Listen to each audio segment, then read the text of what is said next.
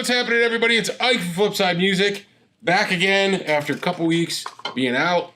I'm here with Dylan, and we are at F.A.Q. number, now I don't even know. Season 3, episode 28. 28. Yeah. So I was out last week.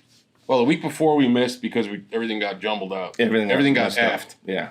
Yeah, I was swear in the first minute. Yeah. Right? Is that what we got to do? Yeah, it's apparently that's the new magic rule.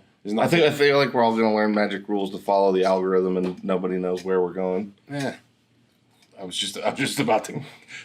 Yeah. YouTube doesn't matter. I mean, what the hell? I don't know. Well, it's crazy because they're even flagging people in comments now for swearing, and it's like, come on. It was funny on Facebook.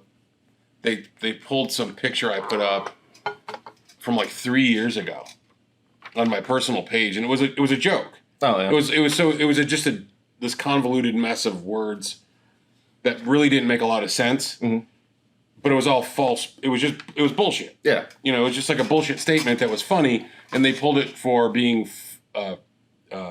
fake, not fake news, but misinformation. Misinformation. That's so dumb. And I'm like, it's an unintelligent. Well, there you go. Well, I think we made it. Well, there you go, YouTube. You might as well pull this now. But yeah, they pulled it for misinformation, and I'm like, it's a joke. If you actually read it, read it, nobody would take it seriously. Nobody would take it. Was nonsense. It was just funny. You know the stupid crap I put out there.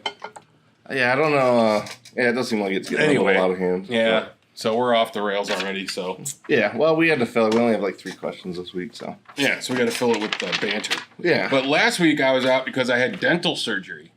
Yes. Dental. They got to cut my gums all open and sew it back together. So that was a good time. So, swollen to shit. Yep. On drugs and such.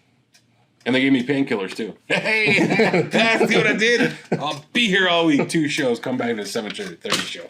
Yep. Ice all ready to go. Yeah. So that was a good time. There we go. If you're ever thinking about taking, if you're ever thinking about volunteer periodontal surgery, I'd vote against it. Yeah, don't do it. It's a terrible idea. It's not a great recreational activity. Holy crap! That's not having pain in your mouth like that. From surgery is not. I've fun. I've had no good dentist encounters whenever I've had to have them. Luckily, I haven't had to have a lot, but. Yeah, not fun. Yeah. And they did give me hydrocodone, but I took 1 and I was like, I don't think so. Yeah. Not for me. Yeah. Not for me. I'll just suffer through with aspirin, which sucked, but it is what it is. Yeah. And what's great is once this side's all fully healed, they get to do this side. So that's really get to do it all over again. Yeah. Yeah. So anyway, let's jump into our weekly question and answer show. All right. Yeah, we got Mr. Colin James, which always has a good question. What's happening, Colin? This week he asks thoughts on the upcoming Boss synth guitar. I think it's called the Boss Eurus or something like that. It's EURUS or something like that, but Eurus. Say it like that. ROUSs? Yeah, RUSs. ROUSs. But anyway, the Boss synth guitar, and he says, how do you think it's going to stack up against the Line 6 Shuriken, which is basically Line 6 integrated their... Well, it's not their effects, but you can use it as a controller for their effects units, like the Axe effects and all that stuff. Or not Axe effects. What is Line 6 again? Helix. Sorry, yeah, Helix. So essentially... Is the Boss guitar going to be like a keytar? That's what it seems like. Kind of a keytar? It's the 2021 version of keytar? Yeah, that's what it seems like. Or almost... I mean, we'll see how well it's clicks, but I mean, it's like $2,300 or something like that. And I think it's before taxes. So whatever it is with taxes is going to be crazy. But for those who don't know, it's basically the Boss has made a guitar with their SY synth engine built into it. So you can use that as a controller. I'll be right back. I think, the AC kicked on. It's hot in here anyway. How did it even kick on? Anyway, so Boss ended up integrating the Boss SY synth engine into it. So I believe you can even do all the same things that you would do if you had the pickup and synth engine on a different guitar. You should be able to, separate different strings and synthesize different instruments for different strings or even different registers. So I think the control is going to be cool. How well it picks up. Yeah, I don't know. Well, from what we've seen with some of their other products, like the OC5, Yeah. Even the SY1. I mean, the tracking is pretty tight, so I would assume it's going to be. Well, that pretty part I'm solid. sure is good. It's I mean, just, I don't know. We're not going to get one. Yeah, that's what I mean. Like 23. We can get one if you want it. Yeah. But I don't think we're going to get one. I don't know that we have that crowd. Yeah, because I mean, that one just whoever's going to take a chance on it. It seems like it could be cool, but it seems like an awful lot of money. On Jan a chance. Hammer. Yeah. He might be the only guy. Jan Hammer. Yeah, Hammer. He was the big guitar guy of the '80s. I just imagine like a guy with like the ramen mullet.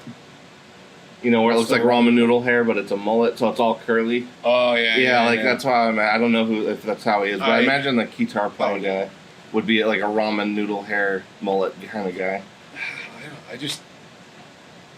I feel like he's gonna wear like he would have like or that guy on the side of the Behringer boxes.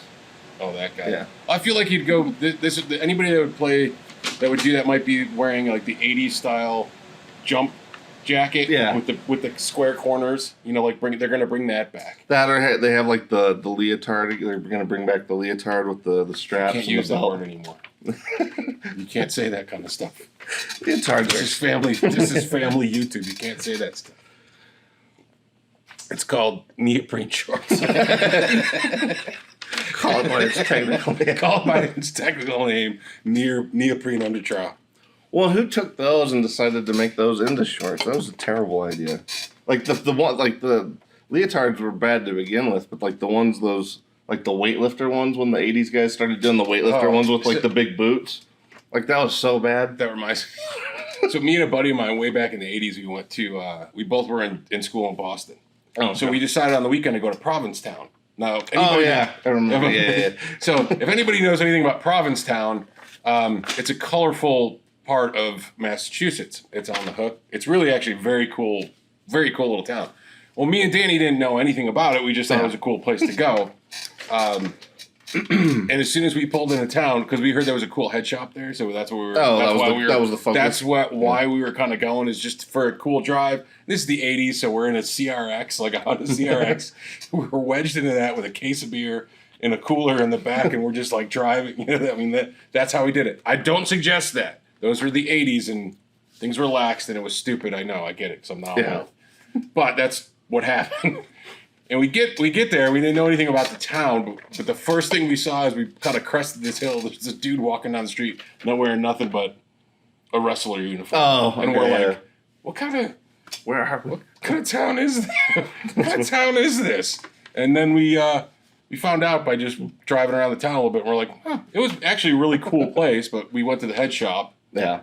And then the rest of the town became much cooler. That's pretty funny. Because we're like, oh, okay. I see what's going on here. Yeah, I remember I had a similar experience. Well, this is way off the rails now, so thanks, Colin.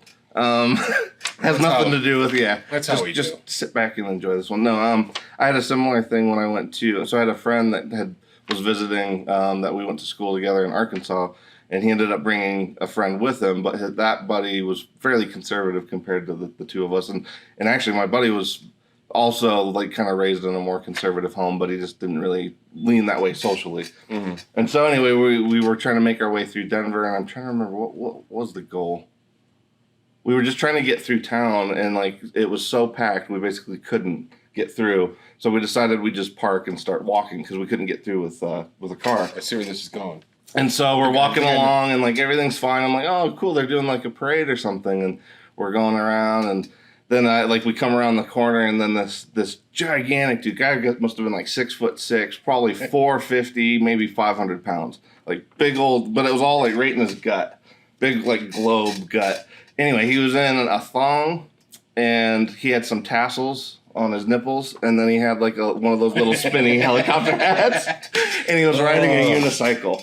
And then I'm like, okay, so we're at a pride, like a pride, and I was like, okay, that's fine. But my buddy, now I'm now I know what's going on. Yeah, so I'm like, okay, that makes more sense. I'm like, this is fine. So we're walking along, but then when my buddy's friend saw that, and he looked, he's like, where are we? Yeah, but anyway, it's kind of interesting when you have people that freak out that are just a little bit Yeah, like because like he's nervous well, yeah, about he's that from like stuff small and- town Arkansas, so he's Yeah. never like that was like his first time in the city. Period. And Denver's not even that big of a city, and Well, so it was already overwhelming. And then that was And then going you on, see but it that, was just so funny because I'm like I was like okay, now I know what's going on. This makes way more sense. Yeah, now it's like, all right, Yeah. have context. Okay, let's have a good time.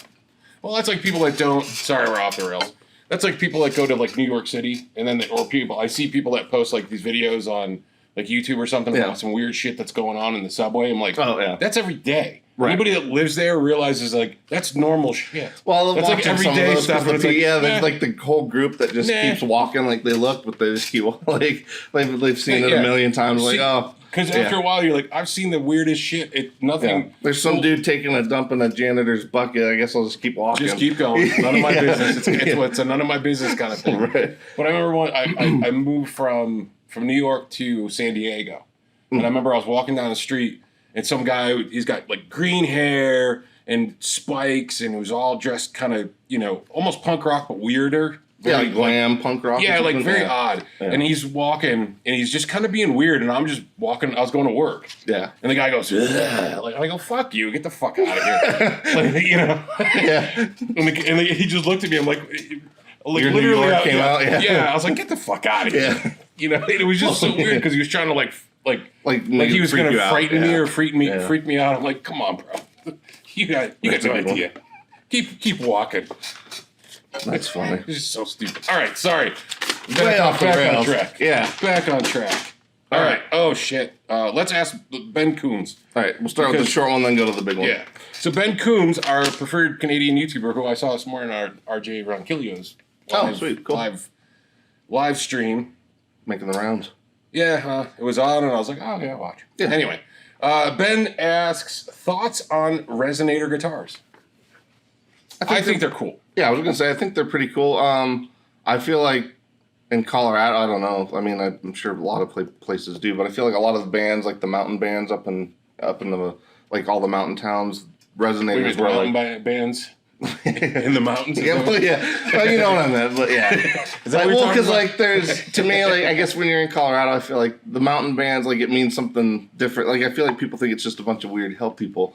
It's usually just people that are having a good time, but they're usually big bands. Like Yeah. it's usually like like Float Like a Buffalo. Yeah. So like those guys remind There's me of like 6 dudes. yeah, that always reminds me of like bands that were always up in the mountains, but there was always a guy with a resonator, and you could always hear him. So I guess I always thought it was kind of if you're gonna be in a big ensemble of acoustic instruments, I always thought that was a cool way to like jump out Yeah. because they I can really see that. like nothing sounds like a resonator, like Right. nothing.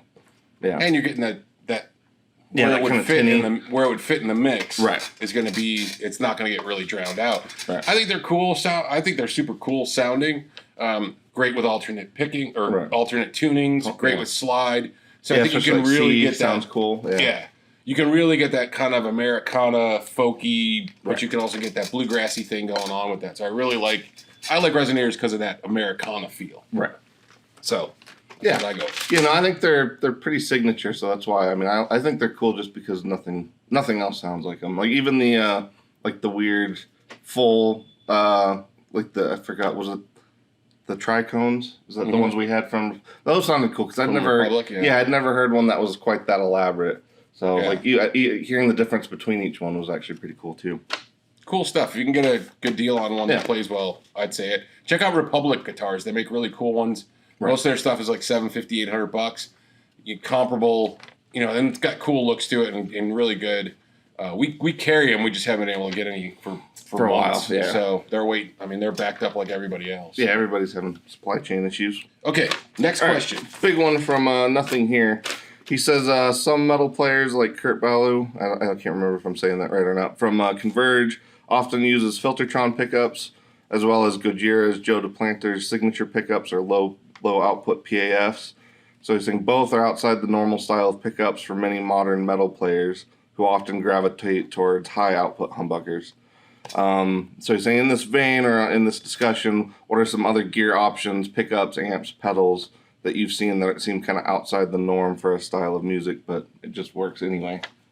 So like Ooh. odd gear that you see that just happens to work in a genre you wouldn't expect. Black Winter speakers in a Fender amp. What are Black Winter speakers? I don't The recall. PV. Oh, okay. Or Black... Wait, I'm using the wrong... Not Black Winter. Oh, Black Widow? Black Widow, that's it. Okay. Black Widow speakers and like a Fender Deluxe. Mm. You wouldn't think so, but I've heard it. And it's actually pretty good. Yeah, it's surprisingly a solid sounding speaker in a Fender. Yeah. So that's something that's a little... Well, yeah, different. in terms of... well, I mean, I think even like with Joe DePlanter and the pickup situation, like if we're going to discuss that, I think he seems like a guy that likes to get his distortion from the amp for the most part and doesn't want to be like pummeling the front end first. Because he's usually using a very high gain amp, so it's not like he really needs to push it even further with Right. something that's pushing it already. Right, and I have to say personally, I love like PAFs. Now that I've kind of played them more, especially in pickles, like the 59 PAF style into like a gainier amp, especially when you can, awesome. yeah, because you can really let the amp do the heavy lifting, and it just feels great. Like the feeling of it is so much less compressed than you get when you're trying to do it all with pedals. I mean, I love pedals for that, some of that, but it has a different vibe to it for sure. It's like I like the those patent numbers that I got in my Les Paul. Mhm. That was kind of the same thing. If you Yeah. push that in, if I'm plugging that into anything that's gainy, Right. it's just got this more open kind Yeah, it of has this vibe character, yeah. that I really like. I mean, it's Right. basically like a Pearly Gates kind of thing. Well, that's too. what I was going to say, because you get that... been jamming more like ZZ Top lately, obviously, because poor Dusty. R.I.P. Dusty. Yeah. Oh, so sad about that. Yeah, me too. Like, well, I was up in the mountains having a good day, and then like I saw that pop up, and I was like, oh, come on. Yeah. But anyway, I've been playing a lot of ZZ Top lately, and so I always play pickles for that, and it just like the feel of it just nails that. Especially when you're doing it into like an amp that can get gainy, because like I said, pedals like do a it or something like that. Yeah, that or even a Rev. like my Mesa. Like, yeah, I really like it with that. It's just one of those things that you got to try. Like having under or like even like underwound single coils. That's another one. Like if you want to actually get more out of your pedals and you're using like a Strat, one fun way is to kind of have like some underpowered single coils. And like Isaiah Mitchell from Earthless, he uses like just 50s style single coils, but then he really gets more out of like his treble booster and all that stuff. So I think to me, like it just kind of depends. I mean, I think a lot of players when they first start tend to go for those high output, especially metal players, go for high output humbuckers because of the feel. Because it almost feels like when you're playing those, it almost feels like you have a compressor on all the time. And so I think you get more addicted to the feel, or at least a lot of players get addicted to the feel. Whereas I think if you go the other way and try to go with like as low of gain as possible, but still, still working it, like I think there's a lot more to explore there because your dynamics are so much more intact. Whereas like if your pickup's blaring and your amp's blaring, there's nowhere to go. You're gonna get stuff that's gonna get kind of washed out. Yeah, there's just nowhere to go. So I think for dynamics, and I would say that's probably for any genre, like playing with the dynamics of how your guitar interacts with your amp is a huge undervalued thing among like starting players. So the last part of the follow-up is what kind of experimentation gear-wise would you like to see more in music? Like, it's weird. I feel like bass players, I'm not going to pick on them or anything. I feel like there's two factions. There's the group of bass players that will use anything and everything as long as it sounds good and they like it, they'll use it. And then there's this other faction that seems to think that there's only things designed just for bass. And that's how it has to be. And so I would say like that faction, I'd like to let bands, or I'd like to see more bands let their bass players experiment. I guess that's where I'd go. Because I feel like guitar players get to do that shit all the time. yeah. But bass players, like, no, I don't know. I have a lot of fun when a bass player all of a sudden jumps out in the mix. So I think, yeah, more bass player fun. Or let your bass player get a synth pedal or something. Something weird. Something weird. Yeah. Do something. Right.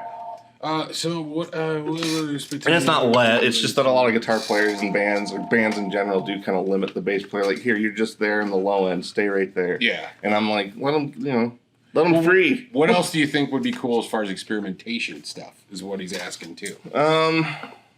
So I mean, that's a tough one. I mean, synthy stuff you could throw in there. As far as gear wise, I don't know. That is tough. It's tough. That's kind of a tough one to. I mean, synth is a big thing that you can throw in that's what I was to gonna add say. a different It level kinda- and flavor. I mean, I'm yeah. not a super synth guy, personally, but I'm not either, but I am getting interested in it because there's certain things. I think it's where it sits. If it's the predominant tone, then I usually get, because that reminds me of the '80s, and I'm like, fuck it, I'm done. Yeah, if it's all electronic, not doing. But yeah, I love Flock of Seagulls. Yeah. No, not having it. Yeah, but if it's like a good synth on top of something, if it's on top of something or it's accentuating a certain part or movement in the song or something, then it works. Or it depends on where it is in the mix. Yeah, No, I agree. Like one band I've been listening to a lot. It's a 2-piece. I think they're 2 brothers from like France called Mondo Drag. But they're pretty cool. Like if you really like John Lord style like keyboards, the guy, like the main guy that does the singing, he's all over with that stuff. And like that's one spot where he has one like old school organ and then he has one modern synth. So he can kind of lay down like a pad on the synth and then he can play like classic kind of John Lord style over the top, and it's like that shit sounds awesome. So like that stuff, I would say like getting, synths are probably where people are heading, and I mean it does kind of tie into what Colin was asking. Yeah, I was going to say. Is people are getting more and more remotes and different ways to use synths. So I would say that does definitely seem to be the spot. And then honestly, as MIDI gets easier, I think more people are going to start getting more variety out of their pedals. Like if more, like the Walrus R1, I mean, having something that small that can accomplish as much as it does, like if everybody starts doing stuff like that, it's going to be kind of infinite. So, but yeah, I mean, experimentation. I would say that's what's part of it. Yeah, and I would say like just play around and have fun. Right. I mean, synths give you like the most sound for the easiest amount of effort, I would say. And I think gear wise too, I'd like to see some other instruments make their way into other genres. Like I'd love to see like violin in metal. Well, I would say just that's because of the singing. I mean, we see some of that with orchestration. Because I would love to see somebody take a violin and make it into like a metal violin, and then throw that in with like a solo or something. Well, that brings up a good point. Something like that, taking something from one genre and bringing it into, even like, let's say take a resonator. How do we get a resonator into something else that maybe doesn't quite fit into it, but make it fit? Well, yeah, I think like a resonator you could certainly use, like especially if, like a low tuning resonator and like a kind of a doomier song that has like a westerny kind of vibe. I think that like could how be do you pretty make cool. like a kind of but yes, it's like Sad But True, the Jason Isbell. Yeah, where they kind of he's kind of melding some stuff together there that I think is pretty interesting. Well, I was gonna say, if you guys like death metal, At the Gates put out a new album, and there's a song that they have where they threw a sax solo in there, and it's like most people don't expect sax solos in their death metal, but it was cool. Like I thought it was really cool. It really jumps out. I think it's kind of cool. Yeah, but there's a lot of people that hated it, and so it's like I personally think it would be better though for other people to start throwing throw sax, like even Nico threw like a sax solo into one of his songs a while back, and it's like Sam to do it. Yeah. And it's like if people, like you said, start throwing different instruments into spots you wouldn't expect, I think that would be a cooler way to go rather than always faking it, I guess. Yeah. Or, because I mean, since certainly that would be one spot too, is like don't neglect or don't do something, or don't do something. Don't not do something because you can't replicate it live. Because I think now it's getting to the point people can replicate it. Yeah. I mean, so you like, could just go. Yeah, because used to people would like not do something in a song and it would kind of hurt the song, but it would mainly be because they couldn't replicate it. Or a lot of, some people would have that kind of ethos. And I think now it's so easy that like you may as well just go ahead and if it serves the song, go ahead and do it. And you could it could be a trigger. Right. Like here's the thing, and the drummer's hitting the right. Just there goes there goes that section of the song, and then you're off, and it's exactly the same thing. Right. So, yeah. All right. I think that's going to be it. Yeah, that was a good discussion. Yeah. I think we went through enough stuff. We appreciate you guys sticking around to the end. Like, share, whatever. Tell your friends, all that good stuff. I'll have a video coming up relatively soon, probably maybe by the end of the week of the new building. Finally kind of got some motion on it, but there's not a lot to show, but there's a little to show. So I'll kind of do the walkthrough. Yeah, it's not like, you guys don't want to watch, like, paint dry or... Yeah, like, hey, or look. foam being ripped, or yeah. Like, or me walking around my shirt, my fat ass walking around with my shirt off. I'm carrying. Hey, how's it going? You want me to show you my my 4x8 Do you, sheet of plywood did you ever- here, buddy. Did Hey, you ever end up how's it going? watching Trailer Park Boys? I'm still on the first Oh, season okay. or so. Well, because I was gonna say, yeah, Randy, like the attendant for the guy that runs the the trailer park security and stuff. But he's always walking around, just no shirt, big gut, just Yeah. So this it used to be that nobody's watching here. I don't give a shit.